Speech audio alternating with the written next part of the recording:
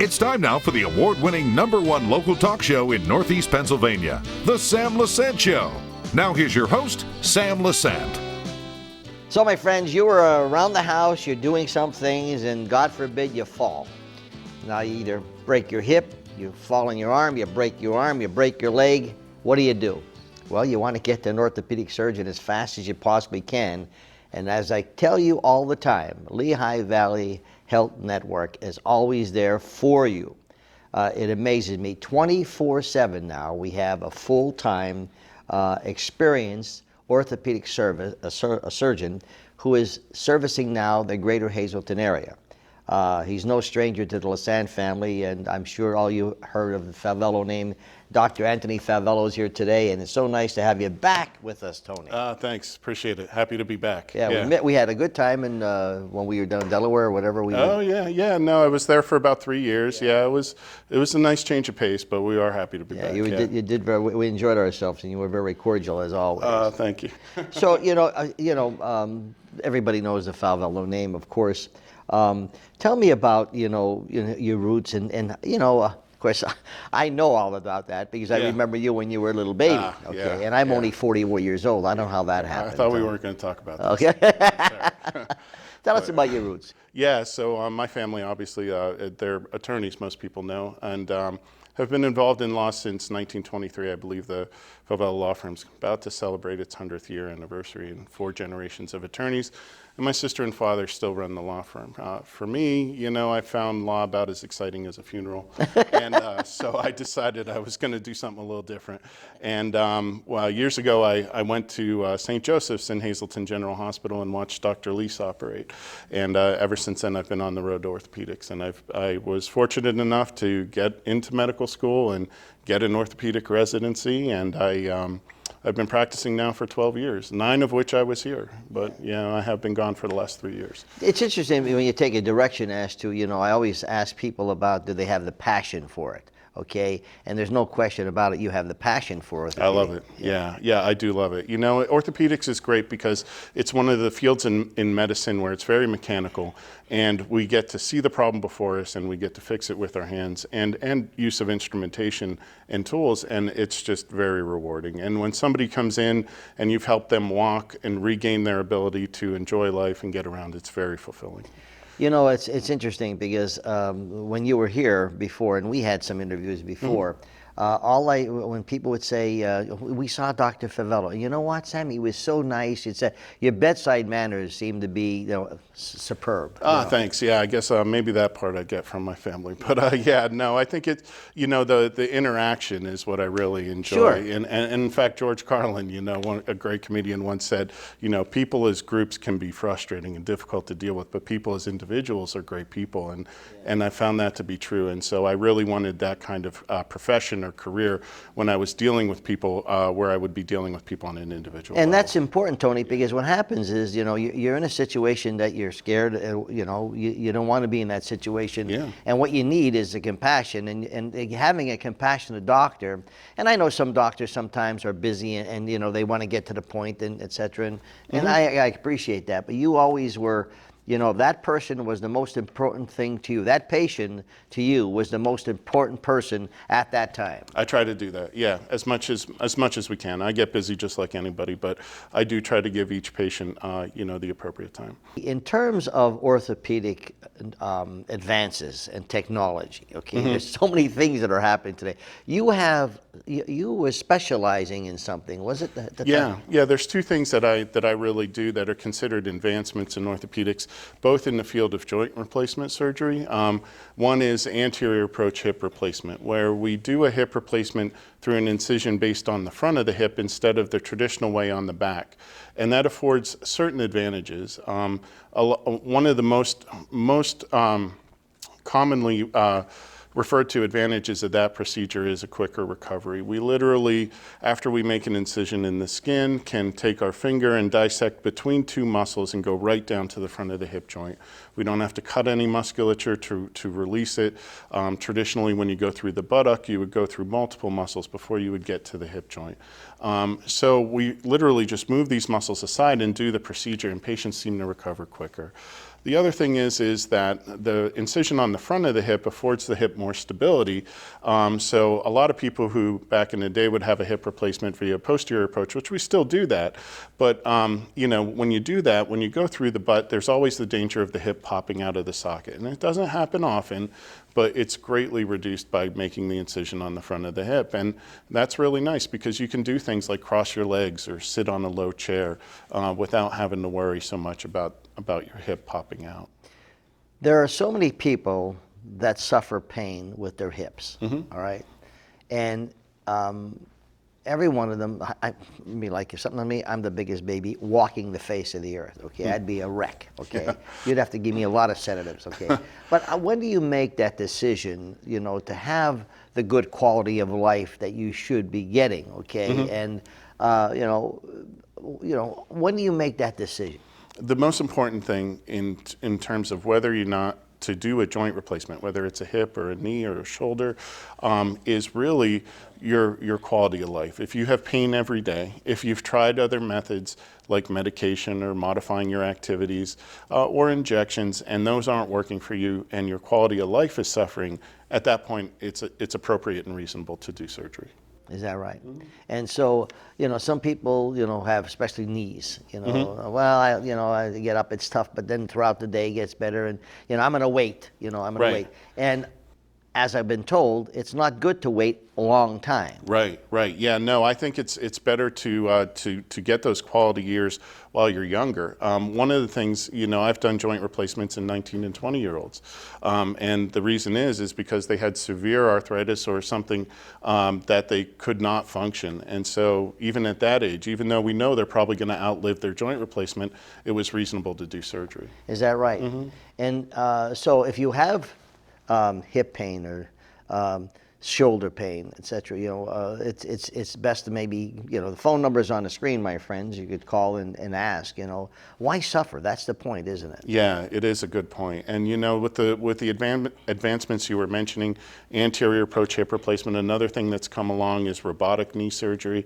And when that first came out for robotic knee replacement, honestly, I wasn't on board with it. As I learned more about it and as the techniques and the robotics have evolved, it's really an interesting field. And Lehigh Valley, as one example of their commitment to the community, is, they are buying a robot. It's coming here to Hazleton. You'll be able to have robotic knee replacement right here in Hazleton. And when I was interested in coming back, and I reached out to people at Lehigh Valley, and I said, look, I'd like to do this. I see an opportunity here. I miss my hometown. I want to be back. I said, but I'm not coming back to Hazleton if my patients can't get everything they need in Hazleton. I don't want to have to take patients to Allentown to get great care or to get what would be considered leading edge or cutting edge technology in orthopedics. I said, you got to get a robot. And they had already invested in the ORs. They redid the hospital, they redid the operating rooms. And so yeah, pretty soon we're gonna have a robot here, and we'll be doing robotic knee replacement right here in Hazleton. Don't we have a robot now? Not here, not for in knees, Hazleton. but for anything else. We have a robot for Da Vinci, the Da Vinci robot, which is a different robot for general surgery, but we don't have any orthopedic robots. Okay, so there's a big difference. There is, yes. The Da Vinci robot is not something that you could use for orthopedic surgery. The robotic orthopedic surgery, what it allows us to do is fit a knee replacement specific to the patient's anatomy. In the operating room in real time, we get to test how we fill the gap between the top and bottom bone in the knee. And that is what we know creates a successful joint replacement. So we can in real time size the knee replacement, position it specific to the patient's anatomy, which is really critical because not everybody's built the same, That's right. Yeah. So that's what it's more specific. It is. It makes it much more reproducible, a much more reproducible result with robotics, and more specific to the patient, him or herself. Yeah. Yes. When I always think of robotics, I think of what if someone makes a mistake or they bump it or something. You know? Yeah, I know. Yeah. So sometimes people think sorry about that. The knees. Yeah, we're like sitting in the lounge having a burger and the robot's doing the surgery or something. But no, that's not. No, how it works. that doesn't happen. Yeah. No, not at all. I mean, it's well planned and it's very well controlled. In fact, the orthopedic robot is much smaller than the Da Vinci, and basically think of it like a robotic arm. Just like a factory, in a factory, a robot knows where to make a weld. The robot will tell us where to cut the bone and position the knee replacement. Yeah, it's really so really you have great to program everything into the. It has its own software, and the software will formulate a program based on what you're testing in real time. You are kidding. No, really nice. Yeah. Have you done a robotic surgery? Yeah. Actually, while I was away, I did over 100 robotic knee replacements, some partial knee replacements. I'm certified to do robotic hip replacement, though I don't do it because with the anterior hip replacement, I think you don't need it. Yeah, it's been a valuable tool. Folks, I'm talking to Dr. Anthony Falvello. He was here before. He's back. The reason he came back, I'd like to ask him that and a lot more about orthopedic surgeon. I have a lot of friends, well, I have a couple friends who are suffering from knee pain, and I feel bad for them. And I keep telling them, give them a call, get it done. You know, well, I'm taking aspirin, I'm doing this, I'm doing that, and I get a shot, and you know, sooner or later I end up in getting a knee replacement. Don't wait. If you want to find out what's going on, we have the phone number on the screen. We'll be back right after this.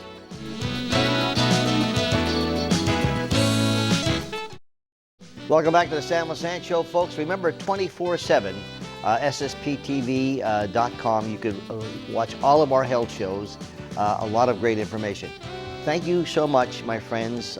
Recently, as some of you may have been called by Susquehanna Research polling on viewership of our programs. And I want to thank you so much for your response. We'll have the results hopefully in around 30 days. To tell you what happened. All I can tell you is that Sam Lesante Show is still the #1 show in northeastern Pennsylvania.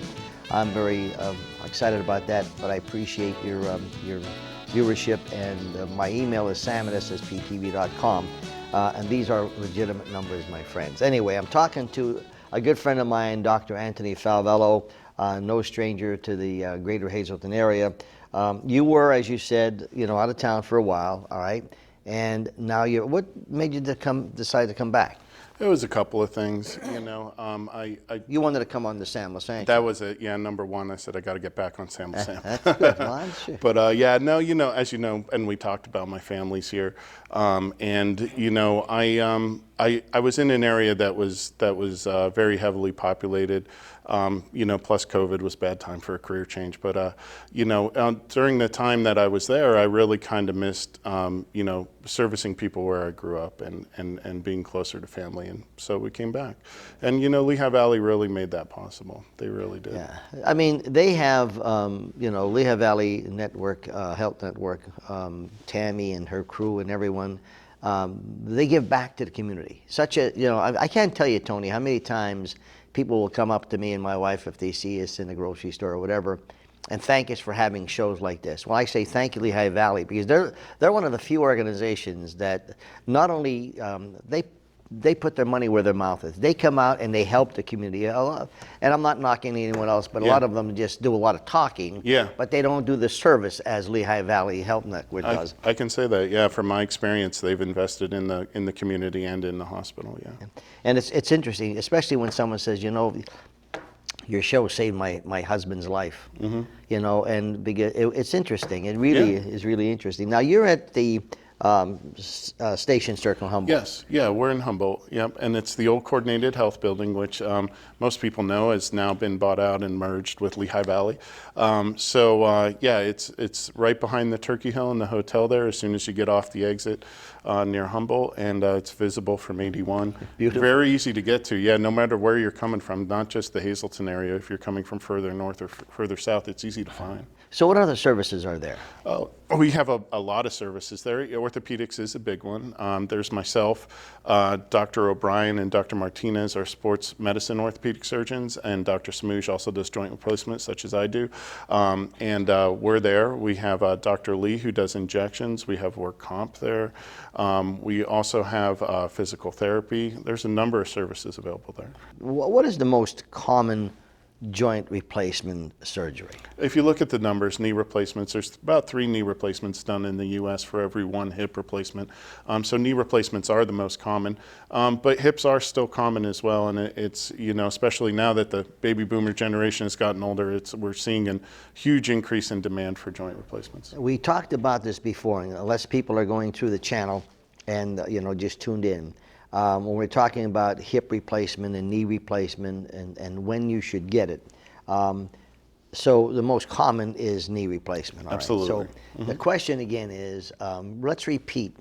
The fact is, when do I decide to call Dr. Falvello up and say, Doctor, I think I want to come in, you know, I'm having trouble with my knees. Yeah. Okay, when is that decision? It's usually if you've had more than a couple of days of pain and it's not going away, something's probably going on. And it could be something simple such as a flare-up of arthritis, or it could be a sprain or an injury that requires further treatment.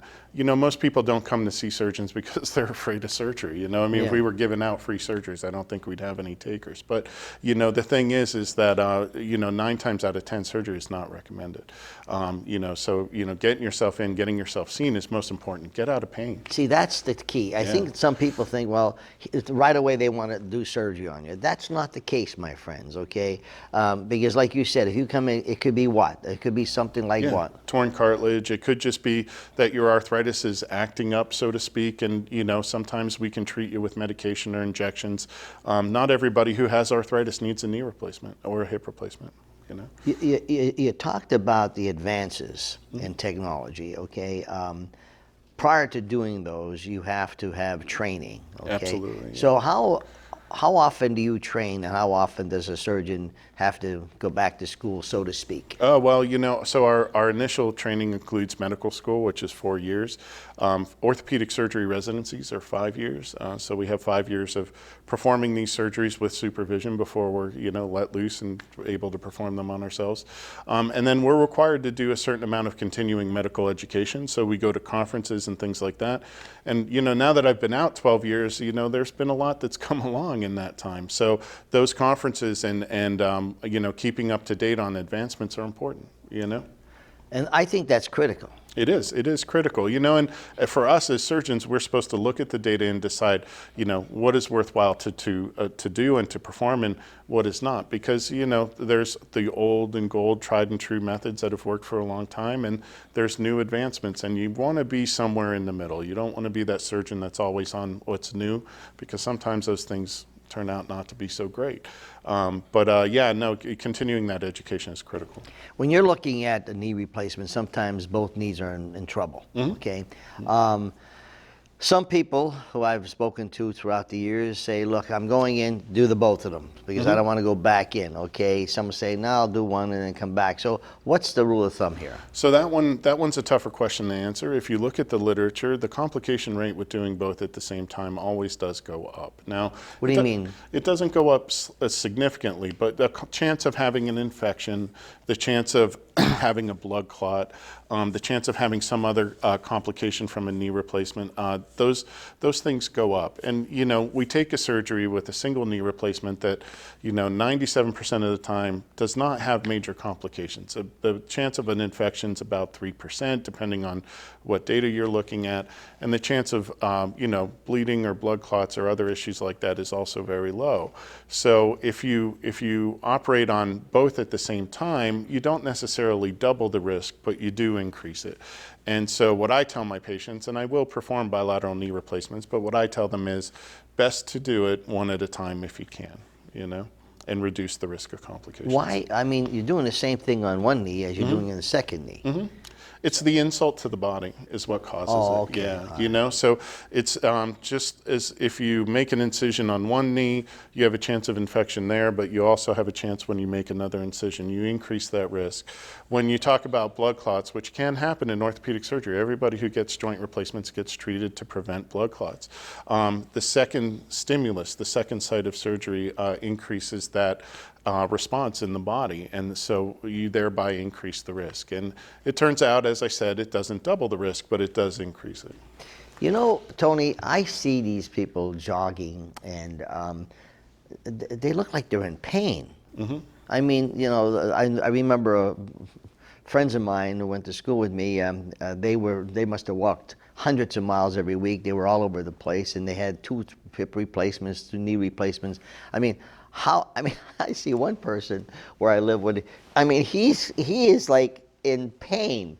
I mean, unless that's his expression, I don't know. I mean, Could be. Yeah. I mean, how about exercise? I mean, is if you're in pain and you're jogging or you're doing, I mean, stop it. Yeah. Well, or do something about it, right? I mean, the thing is, you know, we can't fix everything. We're not to that point in medicine yet, but there's a lot we can do to help you reduce your pain or get rid of it entirely. And it's not always surgery, you know. So coming to see an orthopedic surgeon or a physiatrist, you know, such as Dr. Abbasi, or even a chiropractor. You know, we have great chiropractors working for Lehigh Valley. You know, do something. You don't have to live with it. There are options available to you. I feel sorry for this guy. Yeah. I mean, he's like Yeah. really in pain. You ever see those guys? I mean, Yeah. Oh, yeah. But you know, the funny thing is, people seem to suffer through muscle and joint pain, right? And musculoskeletal pain. They'll suffer through that. Oh, it's just my trick knee. It bothers me from time to time. You know, I can live with it. You know, typically if somebody has abdominal pain or chest pain, they're going to the ER. Yeah, you know? yeah, right. But the thing is for what I do, a lot of people think that they can suffer through it, but you don't have to. You There's really no don't. question about it. No, you yeah. don't have to. And the advances in technology today is unbelievable. It is. It really is. Yeah, we're getting better and better at See, that always concerns me. It's like, you know, look, when you go to a doctor and you're a family doctor and they said, well, you know what, we have to do more, get an MRI here, etc. So what happens is you may have to go to another person. Yeah. The first thing you say was, who is this person? Are they Yeah. qualified? You know, what do you know about this doctor? Yeah. I mean, we're all concerned about, you know, you're not concerned about what his personal life, you're concerned about does he have the qualifications to do that? Absolutely, yeah. And you know, one of the things that has come along in the last 15 years while I've been involved with medicine is these mid-level providers, PAs, nurse practitioners, and things. And you know, they're really invaluable to helping us treat patients. You know. I'm going to take a quick break. I'm going to ask you about that. You know, Okay. what's the after you get knee surgery? What's the Sure. routine? Well, we're talking to Dr. Anthony Falvello. He's back, my friends. He's back. 888-402-LVHN. The phone number's on the screen. We'll be back right after this. Welcome back to the Sam Lesante Show, folks. 24/7, SSPTV.com. All of our shows are there, particularly our health shows. My guest today is Dr. Anthony Falvello, orthopedic surgeon, fabulous reputation. He's back with us. Before I get into orthopedic trauma, I want to find out what can somebody assume if they get knee surgery, what kind of therapy, and what's the timetable here? Sure. Yeah, let's talk about that. You know, I mean, the old thing in orthopedics is hip replacements recover a little quicker than knee replacements. And that is true. When we talked about the anterior approach, hip replacements can be doing really well, even at 2-3 weeks. Most knee replacements at 2 weeks, they have a cane or a walker. And it's usually about 8 to 12 weeks until they're really feeling good and want to get out and start doing stuff again. And, but, you know, during that process, most people are in rehab, physical therapy, and they are allowed to put weight on it right away. One of the things we talked about before before we started the taping is how they press fit these implants, they don't have to be cemented anymore, and so it reduces the time in the OR and reduces the need for a tourniquet. It reduces the pain afterwards, so people get moving a little quicker. It's amazing. Yeah. Orthopedic trauma. Yeah, trauma. So, here in Hazleton, we've had a lot of orthopedic surgeons come through here. And so a lot of patients, unfortunately, recently, when they had an orthopedic injury, had to be shipped out of the Hazleton area. And one of the things that Lehigh Valley brought me back for is to help with these patients, okay? So we've built time time into my schedule, and we have allowed for these patients to be treated here. In addition to significant financial investments in equipment, we're now able to treat a lot of orthopedic trauma here. So if you come through the ER or have an injury, please, ask for me, ask for us, and we'll take good care of you. Well, that's what I said in the beginning of the show. Is before, you at least you got a certified orthopedic surgeon, etc. Now you're located again, so Station Circle. Station Circle. It's in Humboldt, right off Interstate 81, and very easy to find. It's the Coordinated Health Building. Okay, so they call in. And look, you're open to to discuss something with people. I mean, some people may have some questions. Of course, yeah. You're able. I see any orthopedic injury, even the ones I don't operate on. I'll see any orthopedic complaint or injury, and then the thing I pride myself on is getting you to the right person. If I can't fix you, I'll get you to the person. Yeah, and I said that was one of your greatest reputations. Continue that. Is the passion that you have for the patient, and that's always important. And I heard that all the time. I mean, and first of all, I'm very proud of you. Well, thank you. Because we've known each other a long time. Long time. The Falvello family's been like our relatives. Are very close. Yes. And it's great. I'm glad to see that your wife's back. And how many children you have? 3. Yeah, actually, one is graduating from Pitt Law School, and 2 are 9 and 8. Yeah. Okay. Yeah. All right. Dr. Anthony Falvello is back, my friends. The phone number is on the screen. You have any question whatsoever, give him a call. Don't suffer with pain in your knees and hips. I know it's like the pot calling the kettle black or whatever, I'm a big baby, but thank God my wife's a registered nurse, because she says get your fanny to do what you have to do. Give them a call if you have any concerns, and we want to thank Lehigh Valley Health Network again for making these investments in the community to give you this information. We'll see you next time.